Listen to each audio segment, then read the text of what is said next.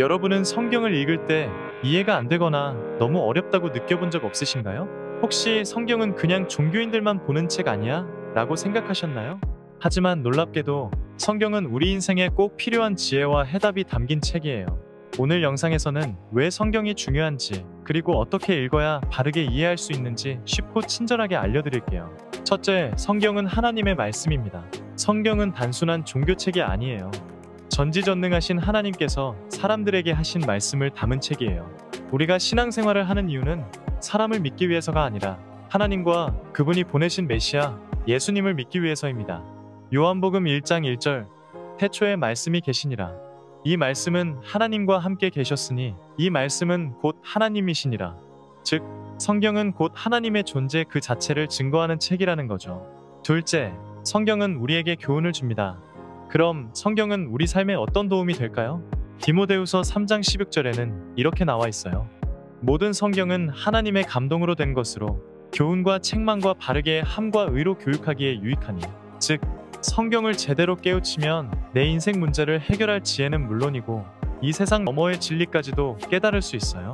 셋째, 성경은 메시아에 대한 약속의 책입니다. 성경은 예수님이 오시기 전과 후로 나뉘어요. 구약은 예수님이 오실 것을 약속한 책, 신약은 예수님이 오셔서 이루신 일을 기록한 책이에요.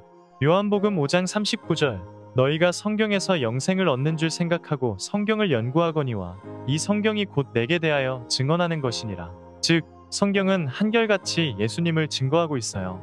넷째, 성경에는 구원의 지혜가 담겨 있습니다.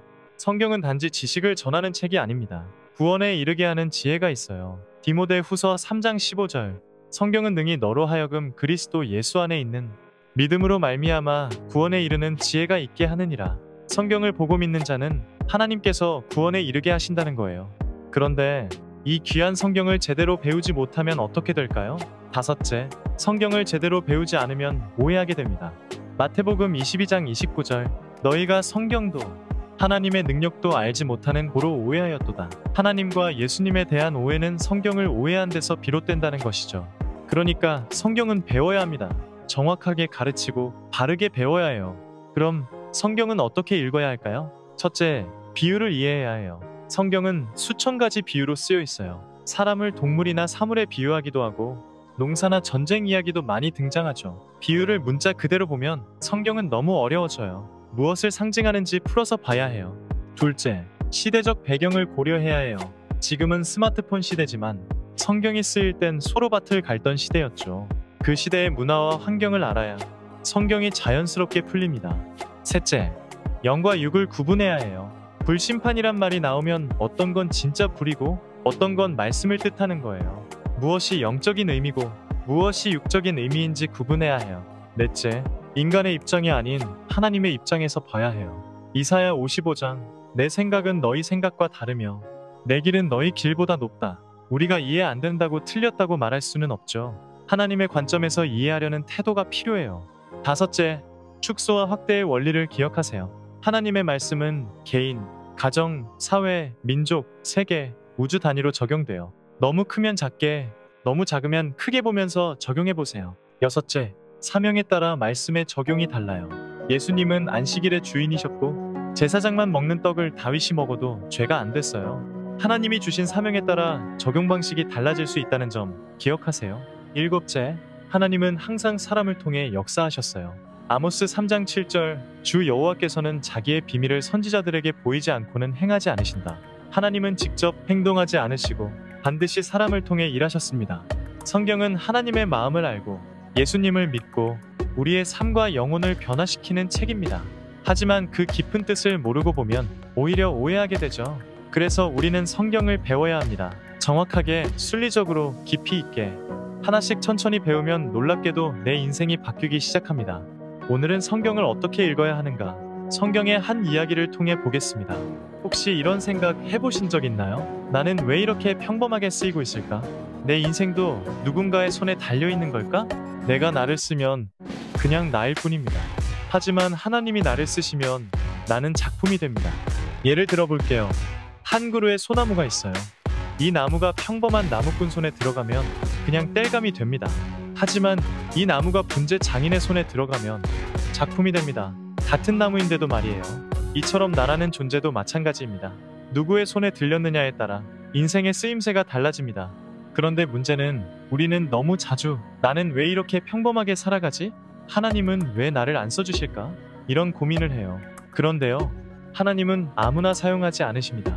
하나님이 쓰시는 사람에게는 분명한 조건이 있어요. 그리고 그 조건을 보여주는 이야기가 바로 오늘 나눌 베드로와 물고기 사건입니다. 마태복음 17장 24절에서 27절 내용입니다. 예수님과 제자들이 가버나움에 도착했을 때였습니다. 세금 징수원들이 베드로에게 다가와 물어요. 너희 선생님은 성전세 안 내시는가? 베드로는 당황했지만 믿음으로 이렇게 말합니다. 아니요, 내십니다. 그리고는 예수님께 그 상황을 전하러 가는데 예수님은 이미 다 알고 계셨던 것처럼 먼저 물으십니다. 시몬아, 왕이 세금을 누구한테 걷겠니? 자기 아들들한테? 아니면 남들한테?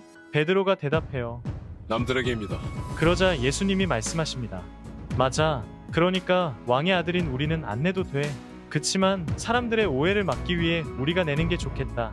그러니까 너는 바다에 낚시를 던져. 첫 번째로 잡히는 물고기 입을 열면 한 세겔짜리 동전이 있을 거야. 그걸로 너랑 나 둘 다 성전세를 내자. 여기서 우리가 멈춰야 할 질문이 있어요. 진짜 물고기 입에 동전이 있었을까요? 물고기가 입에 동전을 물고 있는데 낚시 바늘을 문다는 게 말이 되나요?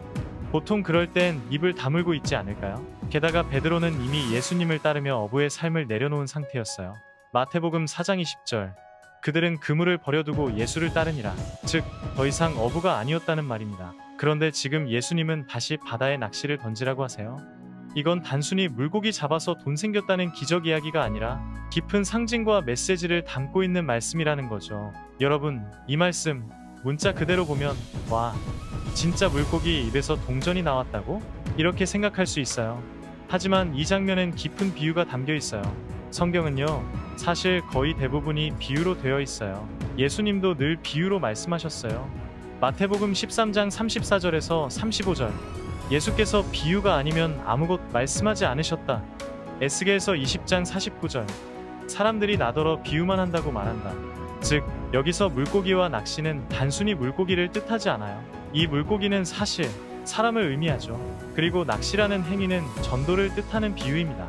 예수님께서 물고기와 낚시를 통해 우리가 사람을 어떻게 전도하고 그들을 예수님께 인도해야 하는지 알려주고 있는 거죠. 성경에서 물고기는 종종 사람을 비유하는 상징으로 사용돼요. 그리고 동전은 무엇일까요? 동전은 바로 헌금을 의미합니다. 하지만 여기서 중요한 점은 성경을 문자 그대로 해석해서는 하나님의 깊은 뜻을 놓칠 수 있다는 것입니다. 예수님이 물고기와 동전을 말씀하신 것은 단순한 기적의 이야기가 아니라 우리가 사람을 어떻게 대하고 전도와 헌금을 통해 하나님의 뜻을 어떻게 실천해야 하는지를 알려주기 위한 비유였다는 거죠. 우리가 성경을 읽을 때 이게 진짜 있었던 사건일까? 라는 질문보다 더 중요한 건 이 말씀을 통해 예수님이 무엇을 말씀하시려는 걸까?를 묻는 것입니다. 성경은 사람을 개로, 돼지로, 물고기로, 양으로 비유하죠. 그것은 비하가 아니라 영적인 상태를 표현하기 위한 도구입니다. 많은 사람들이 기적을 기다립니다. 하늘에서 돈이 떨어지고 갑자기 병이 낫고 기적처럼 모든 일이 풀리기를 바래요. 하지만 예수님이 진짜 원하시는 기적은 그보다 훨씬 위대한 것입니다. 바로 내가 말씀으로 변하는 것이에요. 그리고 그 변화는 예수님 말씀에 순종하며 작은 행동을 옮길 때 시작됩니다. 베드로는 그 작은 순종을 했습니다. 다시 바다로 나갔고 그 행동 속에서 하나님의 뜻을 깨달았고 결국 수많은 영혼을 낚는 사도가 되었어요. 그게 진짜 기적입니다.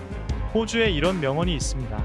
배가 항구에 정박해 있으면 파도에도 풍랑에도 안전하다. 그러나 그 배는 배로서의 가치는 잃어버린 것이다. 맞아요. 아무 일도 안 하면 안전하긴 하죠. 근데 배는 항해해야 진짜 역할을 하는 거잖아요. 우리 인생도 똑같습니다. 도전 없이 가만히 있으면 편할 수는 있어요. 하지만 진짜 삶의 가치는 도전하면서 변화하는 데 있는 거죠. 그렇다면 여러분의 인생은 지금 항해 중인가요? 아니면 정박해 있나요? 소나무 씨가 분재 전문가와의 만남을 통해 200만 배 되는 2억, 5천만 배 되는 50억의 변화가 일어납니다. 우리의 인생은 누구나 멘토를 찾고 있습니다. 하지만 사람이 사람의 멘토가 되기는 어렵습니다. 인생의 멘토가 되려면 4대 성인쯤 되어야 할 것입니다. 성경 속 인물 베드로도 마찬가지였어요. 그는 원래 그냥 평범한 어부였습니다. 그런데 예수님을 만나면서 그의 인생은 완전히 달라졌죠. 성공한 사람들에게는 공통적으로 나타나는 5가지 단계가 있다고 해요. 미래학자들의 분석에 의하면 앞으로 가장 먼저 사라질 직업은 교수라고 합니다. 왜? 지식은 인터넷에 다 나와 있다는 거죠. 앞으로는 지식을 가르치는 교수는 필요 없다. 인생을 가르치는 스승이 필요하다는 겁니다. 스승을 만남으로 운명이 변화된 베드로. 베드로는 갈릴리에서 평범한 어부였어요. 하지만 예수님과의 만남이 그의 인생을 바꿉니다. 사람들은 자기가 생각하는 기회를 기다립니다. 기회는 사람을 통해서 기회가 옵니다. 예수님은 그에게 기회를 주셨죠. 나를 따라오너라. 내가 너를 사람 낚는 어부가 되게 하리라. 이 한마디가 그의 운명을 흔듭니다. 처음 베드로가 예수님을 만났을 때 주 예수를 몰랐습니다. 예수님이 선생님을 알았고 대단한 자임은 알았으나 인생의 스승이며 인생의 주인임을 몰랐습니다. 예수님은 그를 보며 그의 눈을 보며 말하였습니다. 깊은 곳에 가서 그물을 던져라. 그리고 네가 원하는 물고기들을 건져라. 베드로는 행하였고 예수님의 말대로 만선이 되어서 돌아왔습니다. 그 순간 베드로는 예수님께 나아와 스스로를 죄인이라 시인했습니다. 그 고백의 순간을 예수님은 잊지 못합니다.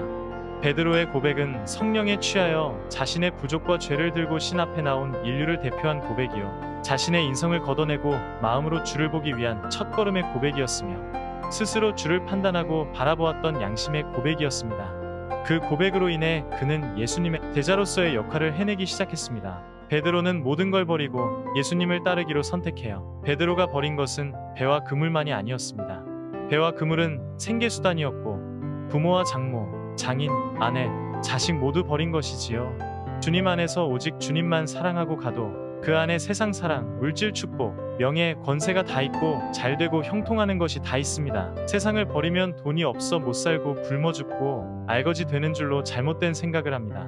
오직 주님만 사랑하고 살아야 세상에서도 더 잘되고 형통합니다. 주님을 믿고 사랑하며 살면 육도 영도 형통합니다. 그 영이 잘됨같이 육도 잘됩니다.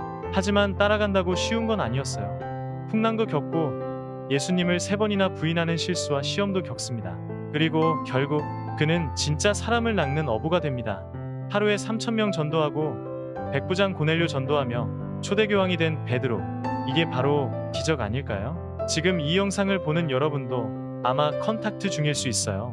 이게 단순한 유튜브 영상이 아니라 여러분을 향한 하나님의 기회일 수 있다는 거죠. 자, 오늘 이야기의 핵심은 2가지예요. 첫째, 성경은 비유로 쓰여 있어요. 문자 그대로만 보면 이해도 안 되고 오해도 생깁니다. 하지만 비유로 풀어보면 너무 순리적이고 쉽게 이해가 됩니다. 성경 속의 수많은 인물, 사건, 동물, 사물들은 사실 우리 삶의 이야기이자 메시지예요. 둘째, 주를 믿고 따르는 것이 최고의 기적입니다. 기적은 물리적인 놀라운 사건이 아니라 내 삶이 바뀌고 내가 복음을 전하고 또 누군가가 하나님을 믿게 되는 그 변화가 진짜 기적이에요. 베드로처럼요. 여러분, 배는 정박해 있으면 편하지만 항해할 때 비로소 의미가 있어요. 우리 인생도 마찬가지입니다. 예수님을 만나고 믿고 따르는 항해를 시작하세요. 그 여정에서 당신도 진짜 기적의 주인공이 될 수 있습니다. 감사합니다. 랜드마크의 마크였습니다.